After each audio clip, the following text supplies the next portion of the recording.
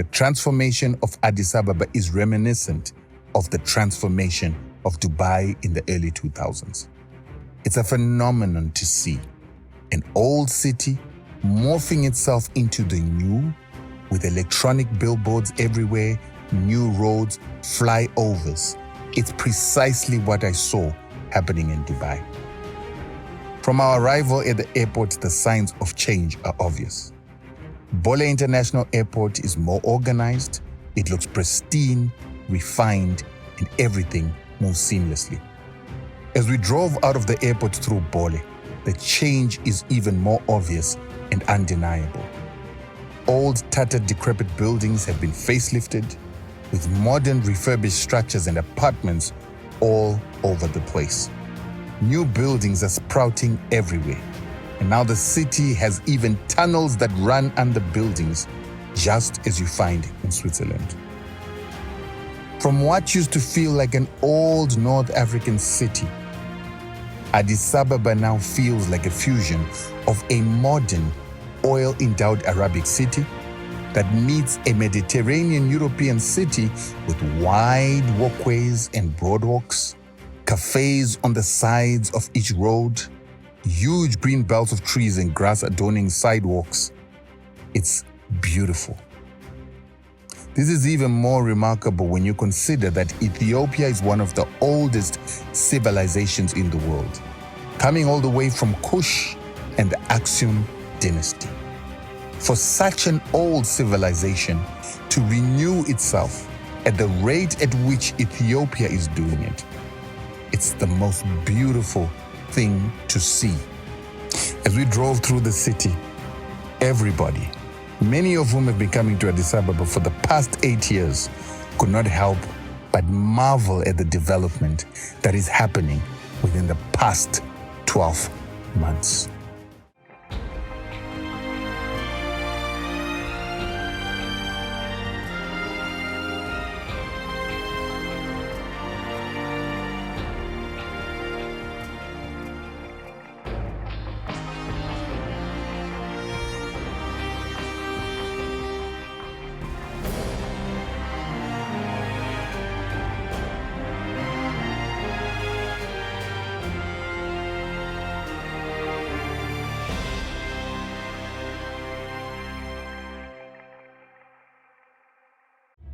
Being the home of coffee and the coffee bean and the best coffee in the world, early on Sunday morning, our apartment holds a coffee drinking ceremony. So early in the morning, the lady at reception invites everybody in the building to come for a coffee ceremony, especially those who are foreigners.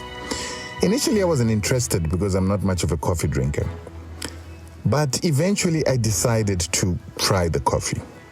After drinking the coffee with milk and sugar, I really appreciated the effort the lady at reception put to have me try the coffee. It was unbelievable.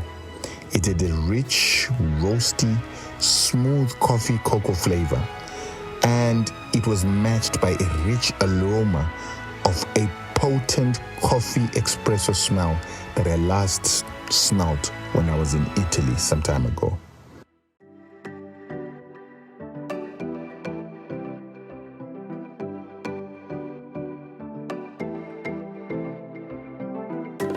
It's yet another year here in Addis Ababa at the AU Summit. This is the 38th AU Summit in 2025. I'm Rutendo Matinyarade for LN24, and I'm here to give you the story of what is happening here at the AU Summit. The AU Summit is very interesting this year. Many Africans are losing interest in this particular institution and its summits. But I want to tell you that the issue that is being discussed this year, the theme of justice for Africans through reparations, is a theme that I think all Africans need to be interested in. They also want to seek reparations for that. So this is a very interesting theme that continues to make this institution a very important institution. But some of the concerns are that the legal counsel of this particular institution has got issues. Not only is the legal council got issues, but there tends to be a francophone interest, leadership from the top, francophone, all the way down to the legal council, and this affects the agenda that can be pushed by the AU, as many people see the AU pushing French interests. Je serai très bref sur la situation au Soudan. Et si jamais le Conseil a besoin de plus de détails, le commissaire paix et sécurité et notre représentant spécial pour le Soudan sont dans la salle. No obstante, estas iniciativas se han visto entorpecidas por las posturas poco solidarias y por la persistente influencia de factores externos que no sabemos en la paz. But anyway, this is a bit of a very touchy topic. Another issue is that not all African leaders are here.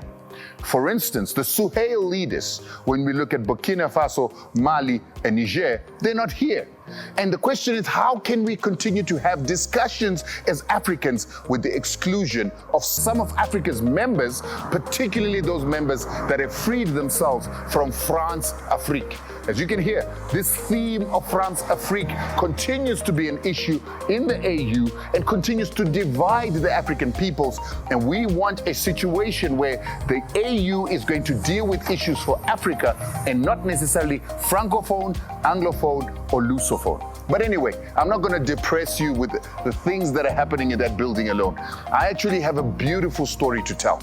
And I think as journalists, we have to get to a time where we start saying, what else can we do to contribute to not only what the AU is doing, but telling the good Africa story, uniting African people, and giving the children and the youth of Africa, who are the majority of Africa, inspiration to make them participants in the building of Africa. And on the issue of building Africa, Addis Ababa is growing.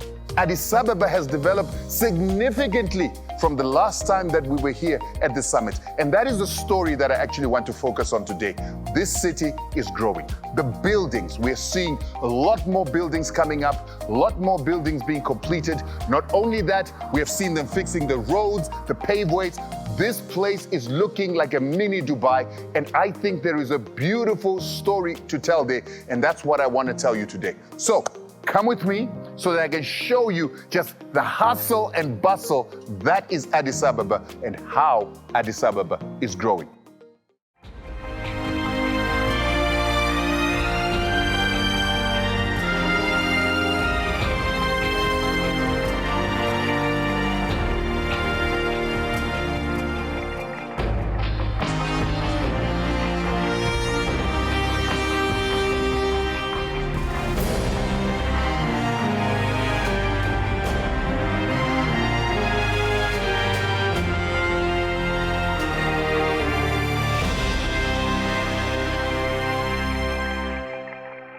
So you know what is so amazing about going into any country is going to see the city, visiting places, walking on the streets, getting a vibe from the people, and getting to see what a city is all about.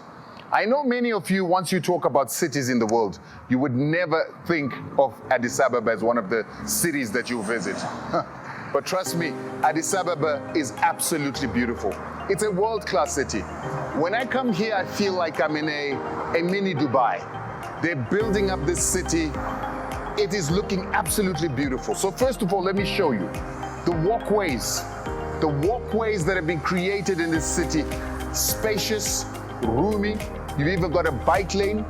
They've used material that is absolutely fascinating. Granite, and I don't know what other reddish type of rock, polished and put on the street. Something I have not seen in many African cities. The people in Addis Ababa, the administration of Ethiopia, are doing an absolutely amazing job because they're turning Addis Ababa into a world-class African city with a touch of African flavors. You can sense that there is a bit of influence from Islam.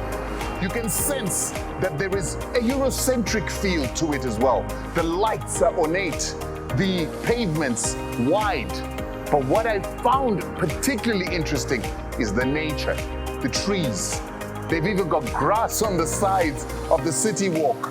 In the middle of every single road in the city are trees, pine trees, grass, and so is the other sides. The transport system is beautiful. You've got buses that are owned by the government and the municipality. You've also got trains, a train system that runs across the entire city. And then you've also got the minibuses and taxi system. It's world class. It feels a little bit different from many African cities. And for most of us who walk in African cities, you know that there's always a lot of dust, and your shoes get dusty along the way as you walk on the pavements. Here, they've decided to put pavements and paving. And I say that this is how it is that you build an economy, how you boost your GDP. And I'm beginning to understand why Ethiopia's GDP is huge, because it's these little value additions for services to people that create jobs. So let's take a walk, let's have a look, and just look at the number of new buildings. Very interesting designs of buildings, the balustrades on those buildings, the windows on those buildings, all those are jobs. And that is the beauty of Addis Ababa.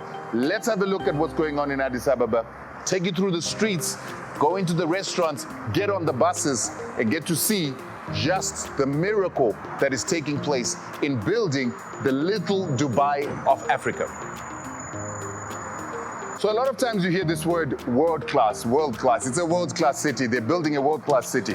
I want to show you why we make references of world-class cities. World-class cities are cities with best practice, cities that bring to fruition things that make people's lives easier, more convenient. Come and have a look at this. Now, many of you might not understand what this is. This, I'm told, is for blind people. It is a guide for blind people to know where they're walking. They can feel it with their legs, and they can also feel it with the stick. That is something I'm seeing for the first time. I've been to so many countries across the world. I've never seen this before. And this is what I'm talking about. Innovation that makes the lives of some of the most vulnerable people in society very comfortable. I love this. It's beautiful because it says that this country is thinking about the blind, about the visually impaired, about people that are, not really able-bodied. They make sure they're making life comfortable. That's what makes a world-class city. And I'll show you another thing that makes a world-class city right over here. Just showing you how it is that the city is making it easy for the visually impaired to get around. But they also make it very possible for the same visually impaired and pedestrians to get across very busy roads. They really respect this, the pedestrian crossing. And I'm going to cross the road with the comfort of knowing that the drivers will stop once they see us crossing the road.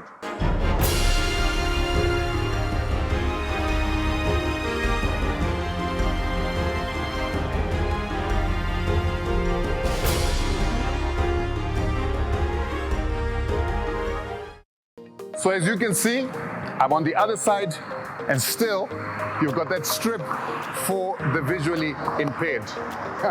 It's absolutely amazing, right there. The visually impaired can still come across, get to the other side, and still connect and remain connected to this strip that makes them understand just if they're on the right track. It's beautiful. That's what I call a world-class city.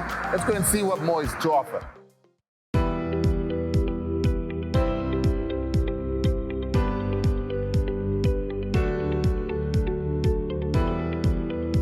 So as you saw, cross the road, nice and safe.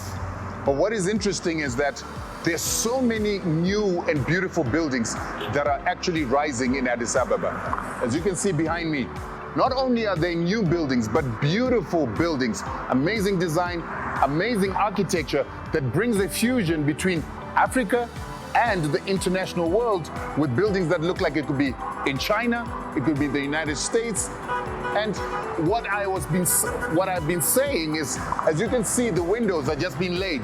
But there are companies that have to produce those windows. There are companies that have to produce the frames that are holding the windows. And that's where the jobs are created. That's where the industry is created. So as the construction industry booms, you're also going to see a corresponding boom in other industries like metalwork, windows, concrete, and concrete mixing, the production of even the little stones that go into the concrete, and of course the cement. All those are jobs, but the beauty is what it is that you have to behold. Apartment blocks, a lot of apartment blocks in the center of the city. This part of the city is called Bole. Very upmarket place, and that's why you see that even across the road, you see an iconic embassy of Equatorial Guinea. It's beautiful, and you have to see the kind of design and architecture that is being employed here. Another fascinating thing is the walkways and little coffee shops on the side of these walkways on very fashionable buildings. And now I want you to see what it feels like to walk in Addis Ababa, going for an afternoon tea or just going for a stroll.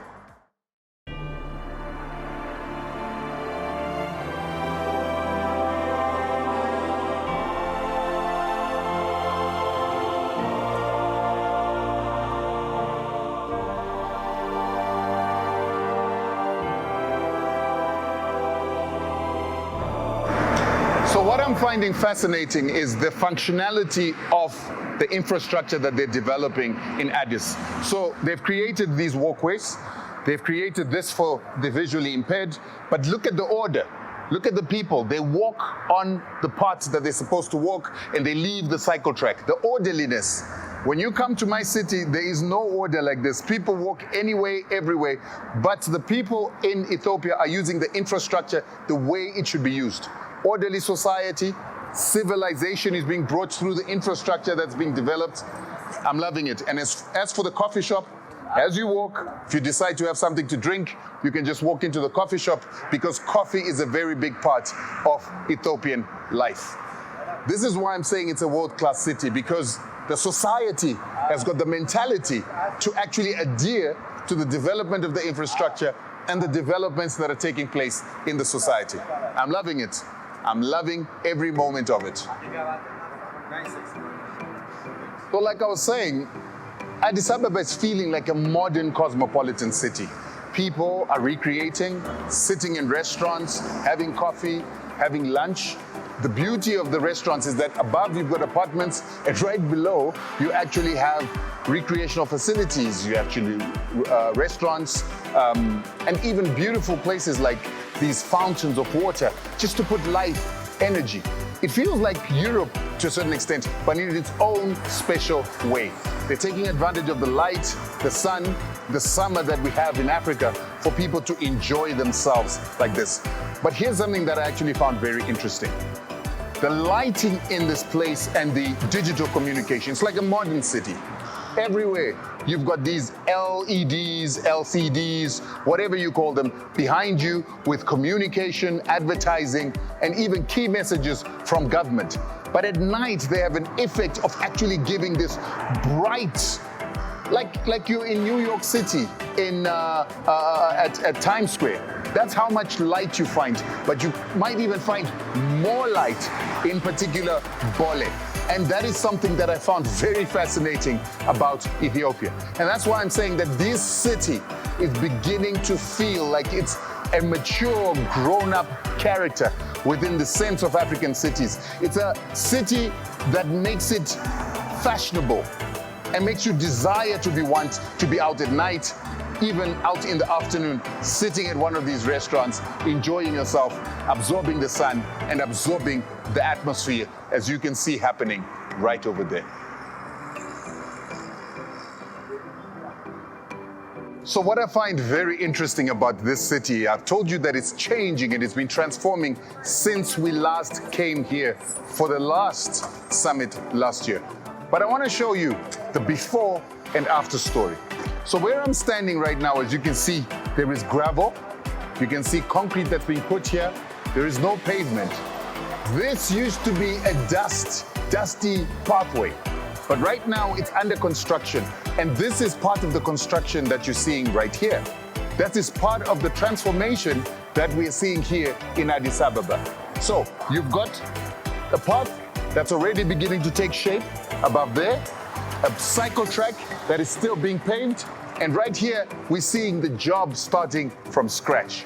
And that's what makes this very interesting. When we came before, all these lights were not there. They didn't exist. It was just a road, bumpy. Now it's nice and flat. The lights are up, the concrete is being laid, and you see that they're actually putting the rocks and the stones. So that is what development is all about. This is development at work. This is development taking place today. But this is where you also see how jobs are being created.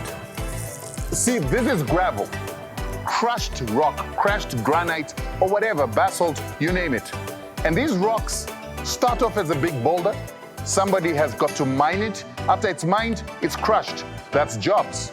Those are machines being employed, people being employed, investment going in there, value addition for the GDP. After they've put these rocks down, trucks are going to carry it, put it here, they're going to mix it with concrete, they're going to flatten it. That's jobs. People are doing that work. Then there's the concrete slabbing that you're seeing on the side here. There is also part and parcel, if you can come and have a look here, the concrete slabbing, and over there you've got the lights. That's metal work. That metal has been turned into these lights, and then the lights, putting them up, jobs. Economic development, value addition, that is GDP. That is how countries like Ethiopia are growing themselves, by simply improving their infrastructure, improving the services of the people, and making it easier for people to enjoy their city. I am coming from outside, I'm enjoying this city because it is being upgraded. And that upgrading is economic development. That economic development lifts the standards of people's lives in Ethiopia. And that's why you hear that Ethiopia is one of the fastest growing economies in Africa. And what is interesting about this area that I am, it is an area that is known as Magamania.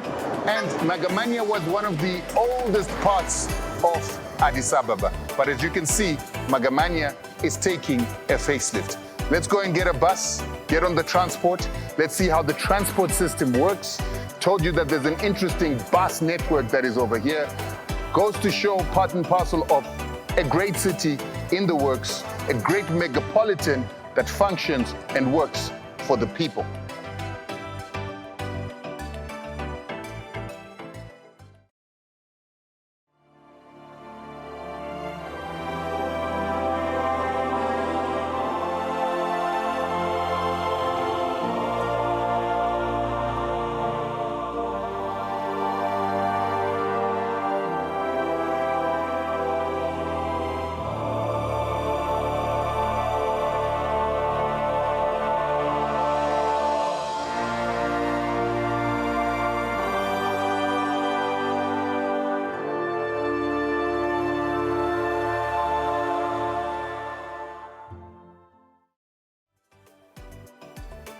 We're going to catch a bus and we're going to go and see where it's going to take us.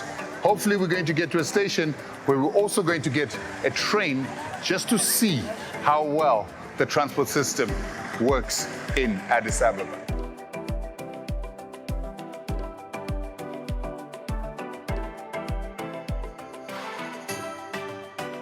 So yes, Addis Ababa is a world-class city in the making, but they still have similar transport to every other part of Africa, which is the combis. And they call the combis here a taxi.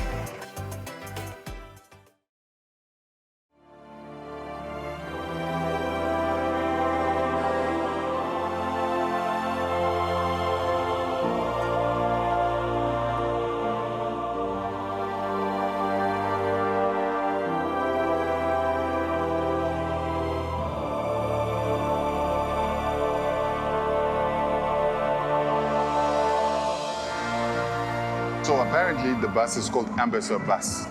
It's owned by the Metropolitan or the government, funded by the government. And it's functional, very functional. The number of buses that you see on the road all the time. We didn't even wait for 2 minutes. We just got to the bus stop. There was a bus already at the bus station. That tells you a story. This is why the bus is full. People trust the bus system. But to complement that bus system, you've got a train system and you've got a taxi system of combis. So there's enough transport options for somebody in Addis Ababa to get from one point to the next point.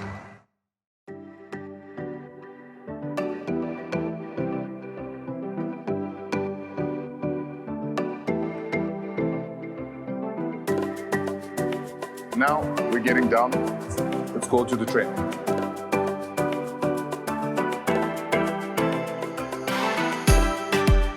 So that was an amazing bus ride. The bus works, the system works. And it makes me ask a lot of questions about other African countries where our systems are not as good as they are here in Addis Ababa. But here's what surprises me. No one told us to expect that kind of public system. So we've made our way to the land train station here in Magamania. And we're about to get the train. We're waiting for the train to come through. But the infrastructure, it's almost Eurocentric. It's like we're in Europe. They've got a rail system that goes through the entire city, flying over flyovers, going over road surfaces so that they don't have to stop the traffic. It's incredible that there's an African city that actually feels so much like a European city. The infrastructure actually looks like it's old because it's being used. And that shows you just how much development is happening in Africa. But this is what I want to say. When we talk about this and make comparisons with other parts of the world or other parts of Africa, we're not trying to compare and put down other countries. We're actually trying to encourage and inspire to say that if Ethiopia can get to this point where it has gotten to now, with all the lies we're told about Ethiopia, then any other African country can do the same. What is even more inspiring is that Ethiopia was not built by the Europeans. It was never colonized. And because it was never colonized, it means that this is an African-built city. Everything we're seeing, this railway, the beautiful roads, the maintenance of the pavements, the new pavements, the blind people's guides that you're finding on the roads, all these international standards that you're finding in Ethiopia are being developed by a black government that started this from the beginning. That tells you that we can all do the same. They're funding it with their government funds, funding it with their diaspora investments, because Ethiopia's got one of the biggest diaspora investments in the world. And they're also using the sovereign wealth fund to develop what is classic infrastructure services for the people of this country. Other leaders in Africa, take inspiration and know that you can do it if Ethiopia, the country that they told us so much bad news about, starving children, the kid who was being eaten by a vulture. But today, this is what Ethiopia is all about. And I want to say, I'm vastly inspired. Not many African cities look and feel like this. And so you need to know, we can do it if Ethiopia can do it. Take inspiration.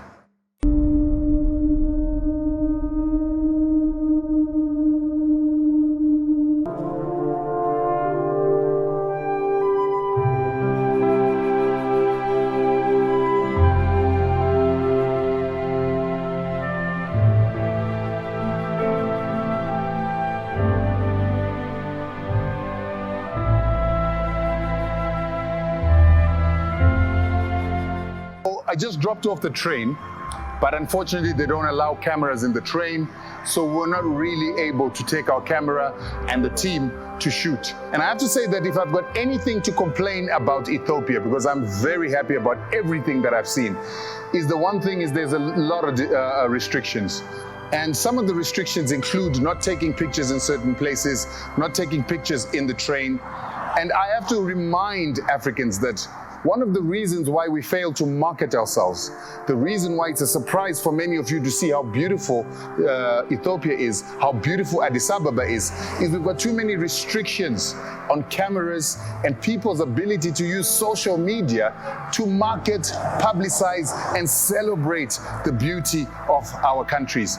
The train system is really beautiful, very functional, and they should allow people to actually take pictures and celebrate and show off to other people, because that's how you get tourism to come into your country. So if there's any one request I'd like to make to the Ethiopian government is be more free, allow people to use their phones, and allow people to market your country through word of mouth and social media, because you've got something to celebrate. One thing I learned about Addis Ababa is because of the just ended war and the vigilance that Ethiopians have that caused them not to be colonized, is the country is full of surveillance. There are police officers, soldiers, police in plain clothes, and even intelligence officers everywhere. And you realize this when you decide to film in places that you're not supposed to film, that there is always somebody to approach you and to reprimand you from doing that. It is for this reason that I think Ethiopia was never colonized, because the people are patriotic, diligent, and they're always putting the nation's interest first. It is because of this character and people being patriotic in Ethiopia that I believe that this nation was never colonized. And I understand their fears. As a nation that has been at war, a nation that was never colonized, they believe that their security, safety, and sovereignty goes before adopting technologies that could compromise their nation. But sadly, a lot of times they restrict Africans from telling the story, but if Europeans come, they give them the opportunity and they always tell the bad story.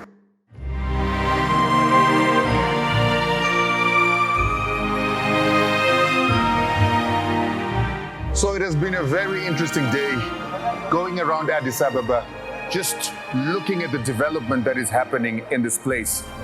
What makes Addis Ababa very special is the aspect that the developments you've been seeing are made by a government that has never been colonized.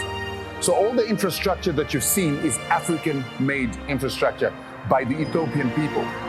And no colonizer can ever take credit for developing that infrastructure. And the reason this is important and why I'm saying this is that many Africans are always quick to say, all this infrastructure you see was developed by colonizers. Well, we brought you here to Addis Ababa, Ethiopia, where everything that you've seen today has nothing to do with the colonizer. Biggest airliner on the African continent, biggest hydroelectric power dam, and basically a huge construction site that is here in Addis Ababa, all happening with an African government that has never been colonized, so everything is homegrown. And like I said before, this is said to inspire Africans. We're trying to say to Africans, we can do it ourselves. If Ethiopia can do it, it's setting a pace for the rest of us. It's inspiration to make us understand that any African country can do this.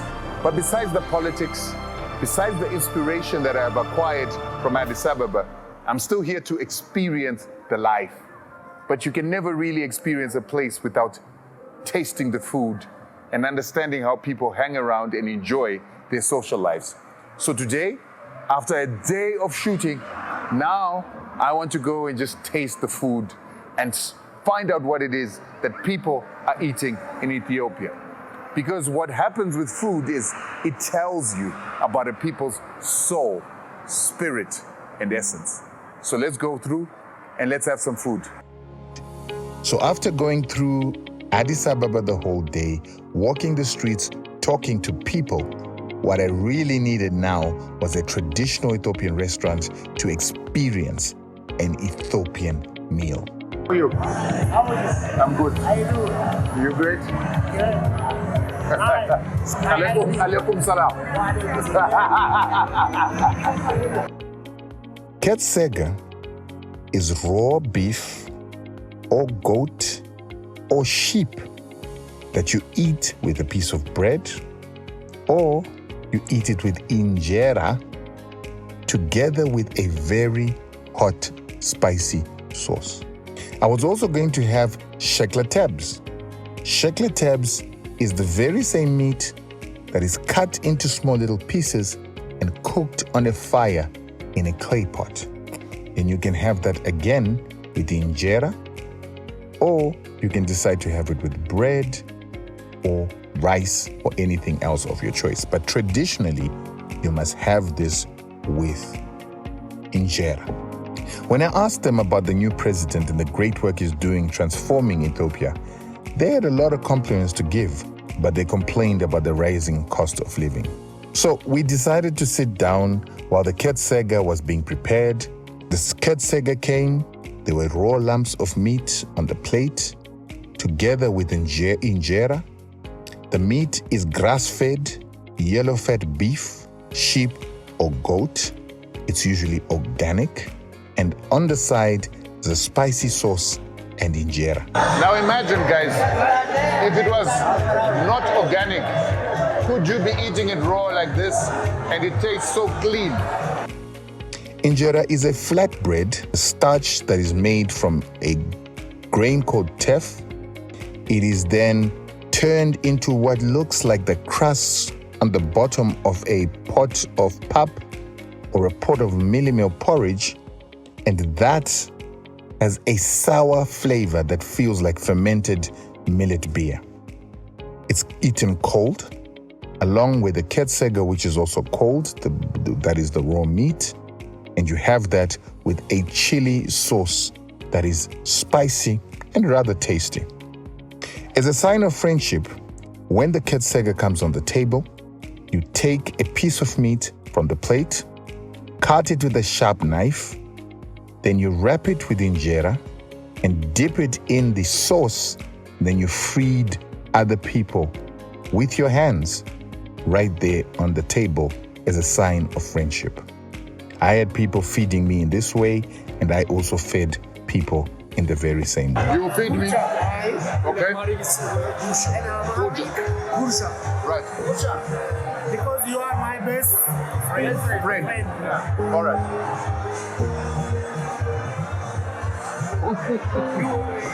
It is spicy. It's good. It's good. The fish in there. So, me, to you.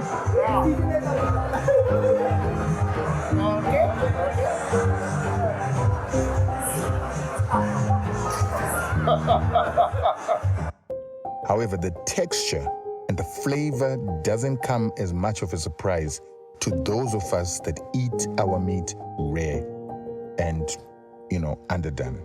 The fat has a lot of flavor, and I think the fact that it is organic makes it even much more of a cleaner taste than I had expected.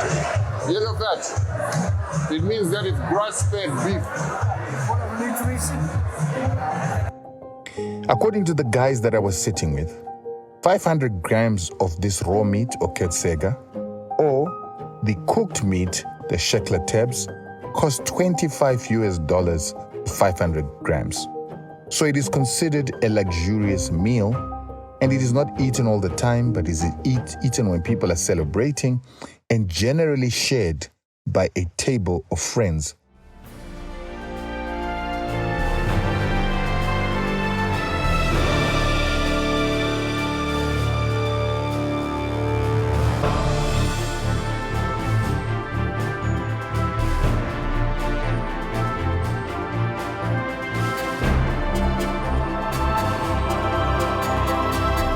I've been telling you about the miracle that is happening here in Addis Ababa. It's a Dubai in the making. And like I told you, it's a concrete jungle at this present moment.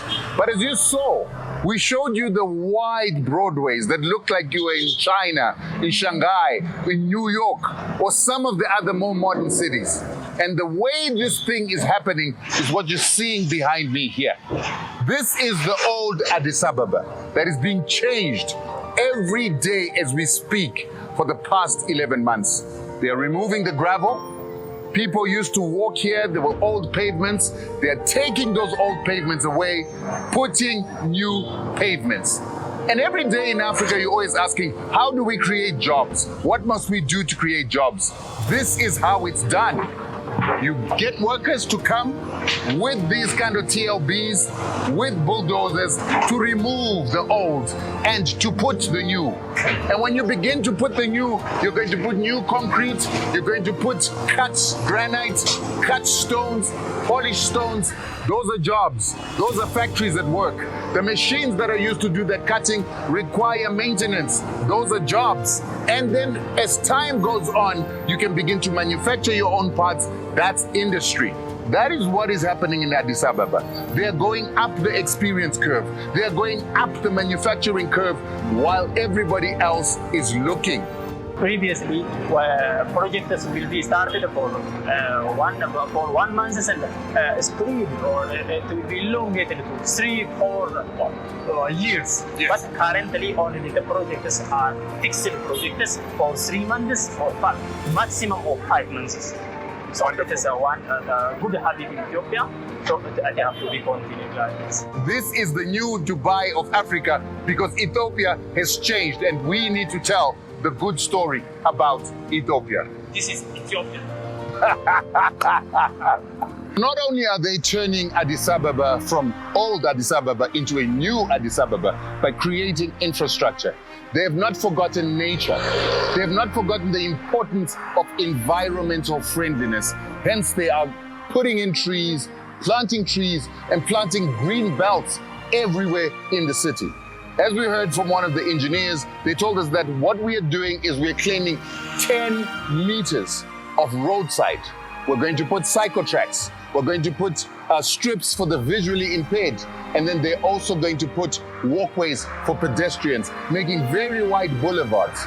We are seeing great things happening in Addis Ababa. Yeah. What is going on? This is a corridor project. Corridor project means changing the previous Addis Ababa to new Addis Ababa. This project is a road project. As you see from this, the previous one is something not properly maintained or properly put into the ground. This, as you see, this road is changed to 10 meter width. It had 2 meter of green area, 3 meter of walkway, bicycle lane, and 5 meter of walkway. Walkway had its own way, and the bicycle lane is on the its way, and also green areas on its way.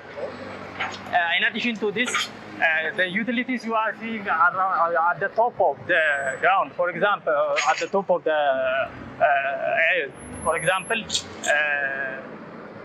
utilities like the electricity, yeah, and telephone. Also telephone or telecommunication, and the water pipes Yes. are changing into under the ground. I see. We have excavated here for 1 meter. Then on around 1 meter, the pipe will be laid around at the ground. Then in that pipe, all the utilities are running underneath. Yeah, it will be inserted in the pipes. Then that's all utilities on the wave are changed. No more utility yeah, on the top. No more. All going underground. Yeah, so it will be changed to that. When did the project begin? It began from this project, or this phase is began after before 2 months. 2 months. So it will be finalized after 1 month. Okay. So it had only 3 months of duration of 3 months. This is a short period of time. Yeah. Working quickly. Yes, it is working for 24 hours. 24 hours. Yeah. Okay. For 24 hours. I am a site engineer on this project. Right. We have finished the Bole areas project. That is our project. We are Hoha engineering. That's our, yeah. But more importantly, they're also keeping a 2 meter strip in which they're going to put grass and trees to green the entire city. So this city is going to be one of the greenest cities in the world because they're deliberately planting trees. And like I keep saying, African countries try to make it a mystery on how you can actually improve lives and take a country from being a poor country into a middle-income economy. We're seeing it here. You see the roadways that are being paved? Those are jobs. Companies are coming, they're doing that. the tiles that are being put, the concrete that is being put, all those are jobs. But they're actually companies that also grow the trees. They grow the trees to this height. Some trees are even bigger. They cost a lot more money. And they're putting millions of trees in Addis Ababa. So companies are benefiting from the tenders of the trees and the tenders of the grass. Then the maintenance is going to be a continuous process throughout the life of the city. Those are jobs again. For example, permanent jobs, permanent workers on this only one load. It has 4 loads for 14 kilometers from this or from survey area to Furi. Yes. By crossing Abo area, by crossing Garment, and by on Hajalu roads to the Furi. How many employees there? At least it has four lots. On one lot, only on single lot, there is around 60, one six staff, permanent staff. 14. Permanent staff only. Permanent staff without operators, temporary staffs, or drivers. Wow. There is more than 20 machines, working machines, equipments, like grader, bulldozers, the backloaders, and dump trucks, fuel trucks. Yes. And the machines that are used to do this need to be maintained. As they are maintained, they're going to need parts. As the parts are being replaced, some of the parts will start being made here in Addis Ababa, in Ethiopia. And with that, you're going to see industrialization, what we call the flying goose effect. And over time, you're actually going to see that they're not only going to make parts, they're going to start making the machines that are required and the maintenance tools that are required to keep this city growing as it is. That's how cities develop. That's how value addition happens. That's how the GDP continues to grow. This is why Ethiopia is one of the highest GDPs. And also, there is tiles. Yes. Who is manufacturing the tiles? The tiles you're putting down? It's manufactured in Ethiopia. In Ethiopia? Yeah. No import? No, there is no import. You are thinking like this. This is our project. Yes, at the end there. We finished that. We are laying the tiles on that. The tiles on that. Yeah. And you're manufacturing the tiles here? Yeah. The cement manufacturing here? The granite, the rocks? Yes. It is manufactured in Ethiopia. So that is the most important thing that he's saying here. When you begin to take the old, turning it into the new, jobs are created. Not only are jobs created, but industry is created. And that industry begins to become more sophisticated. So you start with the tiles. From the tiles, you start creating the cut granites, the cut rock. You start creating the concrete. You create the cement. You then begin to create the parts for the machines that are used. So the bulldozer has got parts inside. It's got brakes. It's got pads. You can manufacture them internally. When you begin to do more of these projects and you need to replace the parts more, that's how you industrialize until you start building the bulldozers themselves, the compactors themselves. And people like him, he's an engineer. He's educated as an engineer. These are the skills that get developed when you do projects like this. And someone was saying to me, but don't they have so much debt? They only have 36% debt to their GDP ratio, which is lower than most countries in Africa. That means they're doing something right. And in the same way you see the Ethiopians and Somalians running shops in very efficient ways wherever they go across the world, they have begun to master the same management for managing their cities. We can learn something from Ethiopia. And to my own country, Zimbabwe, Harare, I want to say, start making a deliberate effort to green the city, to grow trees in the city. And the reason you see buildings being renewed here is they made a policy. Your building must look a certain way, it must be revamped, it must be renewed, or you lose it. Make legislation to ensure that we begin to revamp our cities. And those buildings that are still owned by the Roads Trust and Anglican Church, if they don't want to improve them, make legislation to take those buildings away.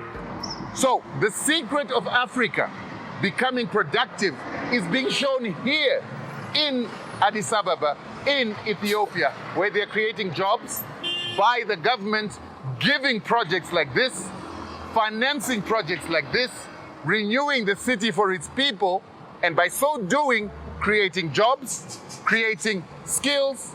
From those skills, you begin to create new skills for the replacement of parts, industrialization. It's a beautiful story. Thank you so much. Thank you. In addition to this, previously any project on Ethiopia, we worked for 12 hours, only day shift. Right. But now it is 24 hours. There is night shift and there is day shift here. There is also 16 permanent staffs and around 200 daily laborers. Right. And also there is operators, there is also drivers on this area. There is around 20 cenotypes. Right. This is cutting area. The step is first of all cutting, Yes. then replacing the sub-base material on the cutting area, Yes. then also replacing the utility, the pipes. Yes. After that, the sand will be added, then the tiles will be laid on the tiles area. The asphalt will be laid on the vehicle lane area, and the green area will be put it on the green area. I've learned so much here in Addis Ababa, and I want to say greening cities. And that's why you see that even wherever they're building, they've got these back walls closing the construction sites, but it's green to show you that they've got a commitment to environmental friendliness. Besides permanent jobs being created, different skilled labor jobs have been created. So you've got people that are taking the utilities like electricity, telephone communications from up, taking it into the ground, putting it into tubes, and making sure that those communication facilities are no longer on the top of the ground. So when they need to be maintained, they'll be maintained underground.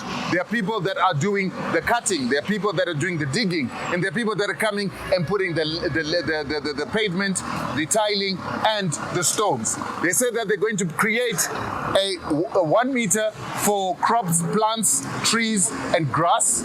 Then they're going to have a bicycle lane, and then they're going to have a pedestrian walk. And if you remember yesterday, there is for blind people, they put this strip. The one area. So for visually impaired people, they've actually got a little strip that the visually impaired people can feel. They are building a world-class city, taking their people into the future and leaving an inheritance for their kids. The one thing that I left for last was the light show that is here in Addis Ababa. It's absolutely glorious at night. Look at this. It's like it's daytime. And some people actually say it's interesting to go through Addis Ababa at night more than during the day because it's just so beautiful. The lights are equivalent to what you might even find in New York, Dubai. But I actually want to say that there is more lights in more streets than I've actually seen in New York. And if we were to take the Lutz test is the test that is used to actually test how much light a city or a place has. And it has been mainly used in New York, in Times Square. It's beautiful to see African cities that look like this. It's also beautiful to know that this particular city is not funded by international capital per se. Is it not a bit of enslavement for Africa to be getting funding from the World Bank? What are the terms and conditions for the World Bank to fund Africa when Africa is talking about how to get out of its debt? I think there's no controversy there because, you know, the World Bank is for the world and Africa is also part of the world. It's a constituent. Because the banking system of this particular country is a local banking system. They do not have international banks. They've got local banks. Their reserve bank is locally owned. And so it's inspiring to see what they've done and how they've invested their capital to make this beauty happen. We are part of the World Bank. It's our organization. But that's where my question is, sir. Is that not where the problems for Africa are? Because we are part of like a deep state kind of like organization that Africa has always been enslaved. Look at how Africa's minerals have been exploited. Look at how Africans have always been debt-ridden. Must it be the case, even in this 2024, that Africa is still debt-ridden? Well, we hope this project, where the think tanks now will be assisting decision makers to make better decisions.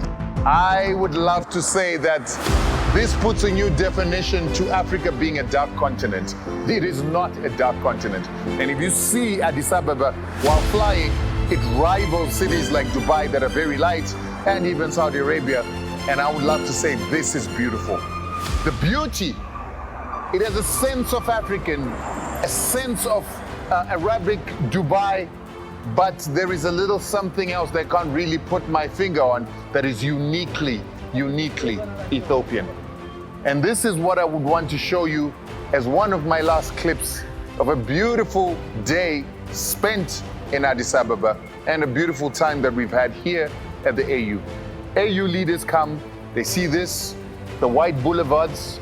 Look at these boulevards. People can walk, have fun, just come for a walk in the city as a date, and they enjoy their city with these wide walkways, wide roads, and the nature and the grass and the trees. It's really, really beautiful. And I hope that the leaders that have come to the AU from other African countries are learning how an African city can become a cosmopolitan international city that can inspire people from all walks of life, all parts of the world, to want to come and live and relocate from wherever they are. Because if we want to develop Africa, we need human talent, investment to come into our countries. You're not going to attract investment if your cities are not going to be beautiful and inviting enough. This city is beautiful. It has apartments, it has walkways, it has parks, it has everything that you'd find in any other city, but it gives you something uniquely Ethiopian that will make somebody want to leave their country to come and live here because of the uniqueness and beauty that just holds the heart. I've fallen in love with this city. I've been coming here for quite a while, but this time I have to say that I'm thinking to myself, I wouldn't mind living in the city. So I'm going to go and enjoy my night and have some more fun in this, an international city.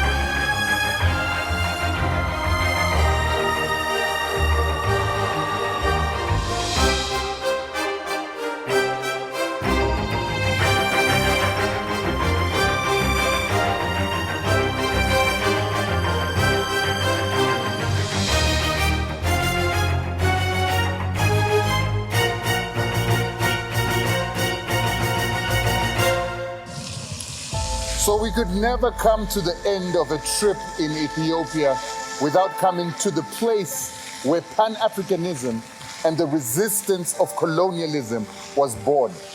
This place over here, known as the Piazza, in the center of Addis Ababa, is the most significant place in the fight against colonialism. There is nothing more fitting than for us to be here to close off this AU summit of 2025, but to come here at the memorial of the Adwa battle, the very first Pan-Africanist fight against colonialism that took place in the Tigrayan region.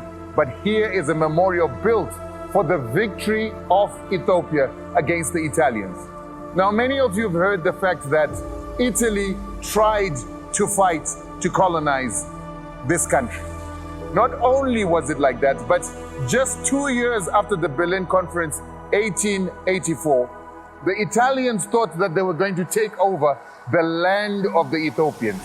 And so they came to Menelik and they said to Menelik II, we have a clause within this agreement of the Berlin Conference that allows us as Italians, through our interpretation of that clause in Amharic, to take over whatever deals, whatever treaties you do with Europe. They're going to be Italian treaties on behalf of the Ethiopians. Menelik decided to also get a view of that very same Berlin Conference agreement, took what was said in Amharic and looked at it in the European languages, and discovered that he was being tricked. He decided that his country was not going to be colonized by Italy, because what it is that Italy was asking him to do was a form of colonization. The Italians were really, really hell-bent on ensuring that they colonized Ethiopia. But Menelik went through to the peasants, to normal women, to children, to old men, to everybody in this country, and appealed to them that a stranger has come into our land. And this stranger, like a mole, is trying to penetrate to control our country. And we are not going to allow that. The war that the Ethiopians had to fight against the Italians had to be carried by the people as a whole. It's not a matter of there's a professional army which must fight another professional army and the rest of the people is standing by. No. Because you've got the figure that's given is that the Emperor Menelik had managed to mobilize the people who actually went and confronted the Italians at Adwa with something like 100,000 people. Who really literally it's an army that must live off the land. So the peasants must supply the food, both for the people and for the animals, the horses and so on, and the donkeys that are carrying things. So the whole nation is united behind this. And they defeated the Italians at Adwa in 1896. That 1896, on the 1st, they defeated Italy. So the Battle of Adwa took place in the Ethiopian highlands on the 1st of March, 1896. And it was a confrontation between an Italian army and an Ethiopian army that resulted in a triumphal victory for Ethiopia and disastrous defeat for Italy. And after defeating Italy, they became the flag for Pan-African resistance to colonialism. That very victory became the inspiration and the very first colonial defeat of a colonial power in Africa. The men and women were carrying swords, spears, shields, yes, bows and axes from their fields, and they defeated the Italians. And today we've got African independence and the AU situated in Addis Ababa, because it is the first country to ever fight and defeat a colonial power after Haiti defeated the French to release them from slavery. Ethiopians win at Adwa, which is in direct contradiction, in direct conflict with what Berlin had decided. Africa must be colonized. The Ethiopians said Africa will not be colonized, and succeeded. It's very fitting for us to close off here, and I'm here with a descendant of some of the forefathers that fought for the freedom of Africa. Sam, it is beautiful for you to have brought us here. yes, To celebrate the reason why this country was never colonized. yes. Tell us a little bit more. How did these people fight, and where is Adwa? Adwa is in a part of the Tigray region, the place around Tigray region. It takes place around there. And the people fought around at that time. All the people rose and stand up with the government at that time in one vision, in one power to overcome the Italy, those who went to colonize us. Yes. They win them through the weapon they used is symbolized here. You can see what they used at that time to win those people. They use like a spear, swords, the shields. Those pupils are not, there are a lot of aged people. Even the women went to this war, young children, to save their countries, to be free from colonized. Wow. And they give us today a free country which we live in now. And with that, the whole of Africa was liberated from the inspiration of the Battle of Adwa. That's why today we come every single year to commemorate the AU and to have a meeting and a summit to bring our people together. We've seen a lot of people beginning to lose interest in the AU. I want to say to our leaders, do not forget, the Battle of Adwa is the reason why you meet here every year. And so instead of having these differences, Francophone, Anglophone, Lusophone, what we need is unity in Africa. Unity in commemoration of the ancestors of Sam and all Ethiopians. And for me, Rutendo Batingarare from LN24, I'd like to thank the Ethiopian people for welcoming us. Thank you, sir. Thank you so much. Thank you for coming and visiting and showing Ethiopia for the world. And I would like to say to everyone who are listening and seeing us, come and visit, enjoy in Ethiopia. This beautiful country, we like to have you, we like to see you in our country, and you will learn a lot of story what Ethiopia is. Before I go, Ethiopia is a country worth visiting. It feels like a Dubai in Africa. This plaza feels a bit like Italy, a bit like a Middle East, and there's something African in the soul of this place. The beauty, the lighting. Addis Ababa at night is probably one of the beautiful cities I've ever seen. And I want to say to you, take a trip to Addis Ababa with the biggest airline on the African continent and the most successful airline on the African continent, and come and see the people that fought for our independence. Thank you, and see you again on Telling the Good Africa Story. Beautiful is You see this building. This building is the first. There's my flag from my country. Yes. The Zimbabwe flag. Zimbabwe. You can see all Africans flag. And the AU flag again now. Yes.